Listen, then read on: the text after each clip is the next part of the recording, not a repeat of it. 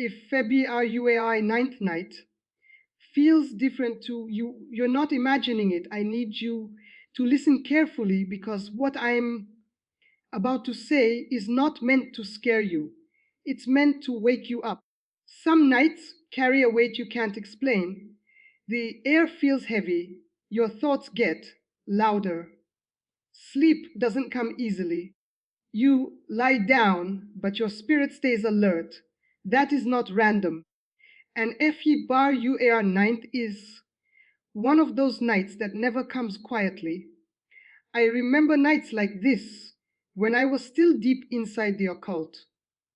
Nights when nothing dramatic happened on the surface, no noise, no chaos, no visible attack, but everything was happening in the unseen. Those were the most effective nights, not the loud rituals, not the obvious spells, the silent ones, the nights when families were sleeping thinking it was just another date on the calendar. Those were the nights we targeted destinies. February ninth is not a normal night because it sits at a spiritual crossroads. By this time, many people have already spoken words over the year without realizing it. Resolutions made in emotion, complaints spoken in exhaustion, fearful statements whispered in private. In the spirit realm, words are not just sounds, they are permissions. And by February ninth, enough words have been released to build legal ground for silent attacks. Silent attacks don't announce themselves. They don't come with nightmares or obvious fear.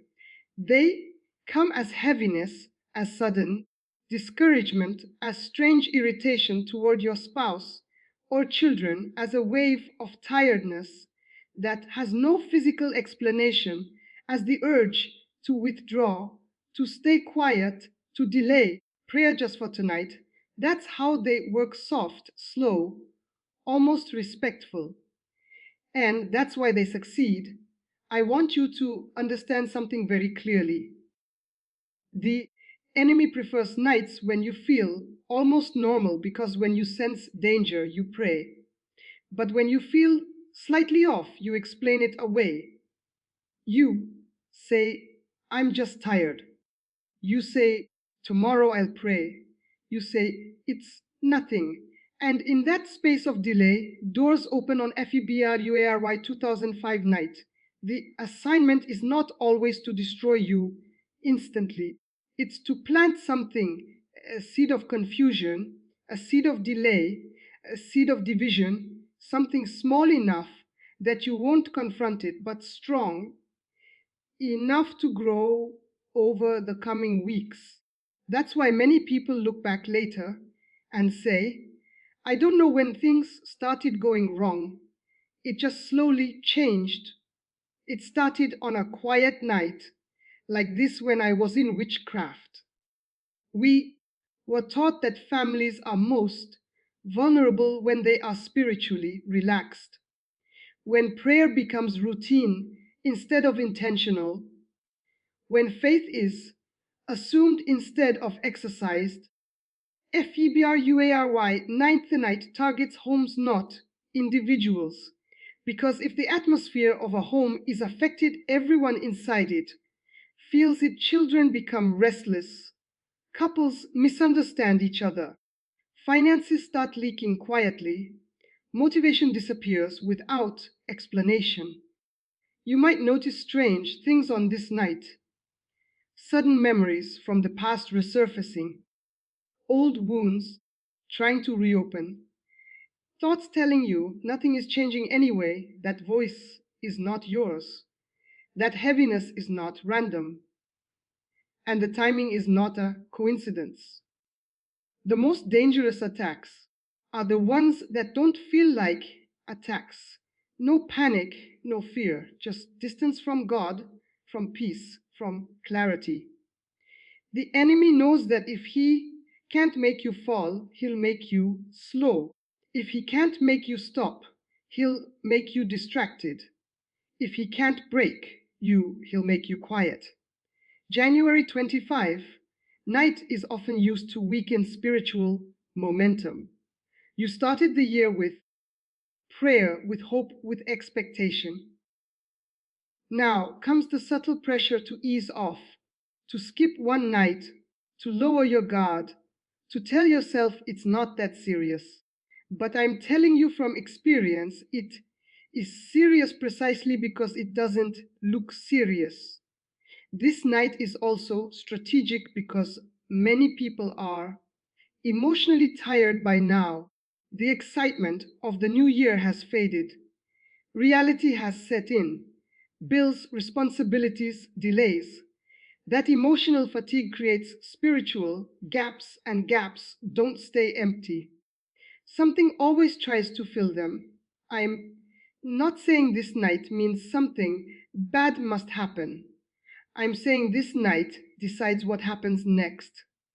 Whether the rest of the month flows with clarity or confusion, whether peace is guarded or slowly stolen, whether your home stays covered or becomes casually exposed. When a night feels different, it's because something is responding to your awareness. Light irritates darkness. Discernment disturbs plans.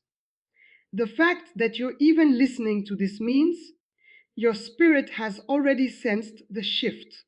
Don't ignore that. Discernment is a warning wrapped in mercy. I used to rely on people ignoring that inner notch, ignoring that something feels off because once they ignored it, we didn't need to do much else. Silence did the work, delay did the work, comforted the work. FEBRUAR ninth night is quiet on purpose.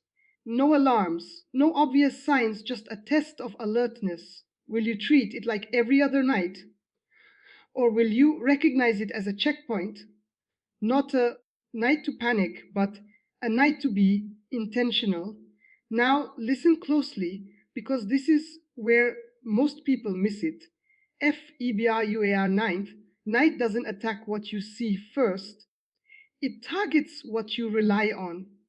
It goes after foundations, not appearances. That's why people wake up the next morning and say nothing happened, but later they're dealing with confusion.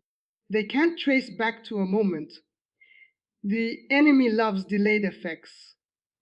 He loves attacks that don't leave fingerprints.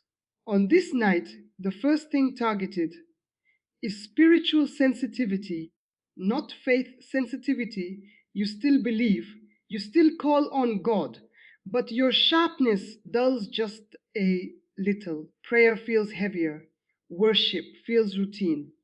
The hunger you had at the beginning of the year feels quieter, not gone, just muted. And once sensitivity drops, discernment drops with it. I remember how intentional this was. We were taught never to attack someone's belief system head-on if it was strong. Instead, we were taught to make them spiritually tired. Boss, tired people don't resist. They negotiate, they postpone, they say later, and later is expensive in the spirit realm. FEBRUAR ninth night also targets unity inside the home, not through big arguments but through misunderstanding. Tone feels wrong. Words feel sharper than intended. Small comments land deeper than they should. Nothing explosive, just enough friction to shift the atmosphere. Because once peace leaves a home quietly, protection leaves with it. You may notice couples feeling strangely distant that night, children becoming restless or emotional, even pets acting unsettled. That's not superstition. Atmospheres affect everything inside them. And when an atmosphere is disturbed, the goal is to make it feel normal enough that no one rebukes it. Another major target is direction. FEBRUARY ninth night is used to plant confusion about decisions. You start second guessing what you were sure about. Plans that felt clear now feel foggy. You replay conversations. You overthink. That's not wisdom. That's interference. When direction is delayed, progress slows without resistance. The enemy doesn't need to block your future if he can just slow you down. A delayed step can cost you a season, and FEBR UAR ninth is used to stretch delays. Silently, no opposition, no clear obstacle, just hesitation. This night is also strategic for dream interference. Not always nightmares, sometimes no dreams at all, sometimes fragmented dreams that leave you unsettled, sometimes dreams that rev. I have old fears. Dreams are legal access points, and this night attempts to clutter that space. That's why waking up covered matters more than falling asleep tired. I need to say this clearly. Not every attack comes to harm you. Some come to mark territory to say, this area is unguarded. And once something is marked, it's revisited later with more force. EBRUARY ninth night is often a scouting night, a testing night, a measuring night. When I was in the occult, we watch for reactions. Did the person pray? Did they stay spiritually alert? Did the home feel covered? If resistance was strong, assignments were withdrawn. If resistance was weak, pressure increased gradually. That's how cycles begin quietly. This night also targets your words. You may feel tempted to vent, complain, or speak carelessly. Statements like, I'm tired of this. Nothing ever changes. This year feels the same. Those words are not harmless. On nights like this, words are collected, recorded, used as legal agreements later. That's why silence can be dangerous, but careless speech is worse. If you don't have strength to declare boldly, at least refuse to speak negatively. Neutral is safer than agreement with frustration. FEBRU era ninth night is not about fear, it's about alertness. Fear panics, alertness observes, fear reacts, alertness responds. The enemy wants you emotional, God wants you aware. Awareness shuts down silent strategies. You may also feel an urge to isolate on this night, to withdraw, to scroll, to distract yourself until sleep comes. That urge is not random. Isolation weakens spiritual covering. Distraction dulls perception. Neither feels sinful, but both create access. The goal is never to make you do something evil. It's to make you do nothing spiritually, to go to sleep uncovered, to treat the night as common, to forget that some dates carry spiritual weight whether you acknowledge them or not. FEBR UAR ninth night is often used to seal patterns that were forming earlier in the month. Small habits, small compromises, small discouragements. This night attempts to lock them in place so they feel permanent instead of temporary. That's why breaking the pattern before sleep matters. I'm not saying you need to be awake all night. I'm saying you need to be intentional before rest. Covering matters. Alignment matters. Resistance doesn't have to be loud, just has to be present. If your spirit feels restless tonight, don't fight it with logic. Restlessness is sometimes a signal, not a symptom. It's a call to God, not to panic. When something feels off, it's often because something is being challenged by your awareness. In the next part, I'm going to tell you exactly what to do before you sleep on FIBA UAR ninth night. Not rituals, not fear-based actions, but powerful steps that close doors, break silent permissions, and restore peace. Because knowing the strategy is one thing, but shutting it down is where authority is proven. Stay with me. Now, this is the most important part because awareness without action still leaves doors unlocked. FEBR, you are on ninth. Night doesn't require panic rituals or fear driven behavior. What it requires is intentional authority, quiet authority, calm authority, the kind that doesn't argue with darkness. It replaces it before you sleep on this night.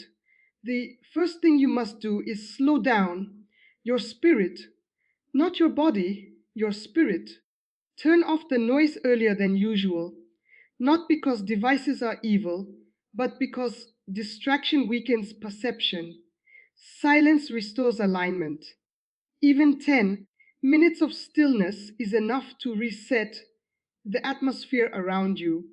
When I say stillness, I don't mean emptiness, I mean presence. Sit, breathe, and acknowledge God's nearness. Darkness cannot operate where presence is recognized. Many people pray fast but never settle. Settling is what shifts the atmosphere. Next, you must close verbal doors. Think about the words you've spoken today: complaints, frustrations, hopeless statements, even jokes spoken in exhaustion. Don't analyze them, just revoke them. Say clearly, calmly, I withdraw every careless word spoken today. I cancel every agreement made in weakness. This isn't drama. This is legal cleanup. Silence after that matters. Give space for peace to return. You'll feel it. The heaviness lifts when agreements are broken. Then comes covering your home, not room by room, but atmosphere by atmosphere. Speak peace over your household, over your marriage, over your children, over our finances. Don't beg. Declare. Begging implies doubt. Declaration establishes authority. I learned this the hard way. Confidence backed by truth disrupts every silent strategy. You don't need volume. You need certainty. If you live alone, don't think this doesn't apply to you. Isolation doesn't reduce targeting, it increases it. Speak out loud anyway. Sound carries authority. Silence invites assumption before sleep. Forgive quickly. Even if nothing big happens, forgiveness clears emotional residue that the enemy loves to use as leverage. You don't have to feel forgiving. You just have to choose it. Choice overrides feeling in the spirit realm. This night is also about alignment, not effort. You don't need to pray longer. You need to pray clearer. One aligned prayer is stronger than an hour of distracted words. Say, I align myself with God's will. I refuse every substitute. I rest under divine covering tonight. Then stop. Trust matters. Now, let me say something very important. Sleep is not weakness.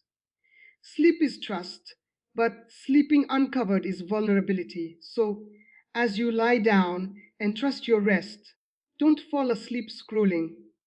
Fall asleep surrendered. The last voice you listen to matters.